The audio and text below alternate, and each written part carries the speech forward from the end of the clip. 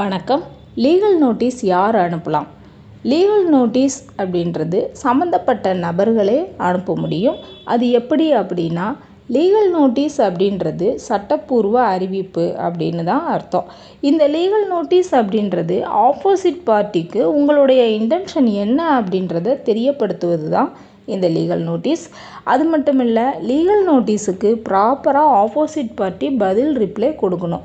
அப்படி பதில் ரிப்ளை கொடுக்கலனா நீங்கள் லீகலாக ப்ரொசீடிங்கை இனிஷியேட் பண்ண போகிறீங்க அப்படின்றத தெரியப்படுத்துறதுக்கு தான் ஒரு நோட்டிஃபிகேஷன் தான் இது.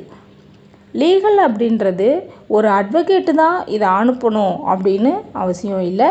இதை பாதிக்கப்பட்ட நபரே அனுப்பலாம். அப்படி அனுப்பும்போதும் அதுவும் வேலிட் தான். லீகல் நோட்டீஸ் அட்வொகேட் சென்ட் பண்ணால் அதில் கண்டென்ட் ப்ரொசீடிங் இருக்கும். தனிப்பட்ட நபர் அனுப்பும்போது அதில் மிஸ்டேக் வர வாய்ப்பு இருக்குது. ஸோ அதில் கான்சியஸாக இருங்க. அட்வொகேட்டை கன்சல்ட் பண்ணிவிட்டு லீகல் நோட்டீஸ் அனுப்புறது நல்லது. தேங்க்யூ.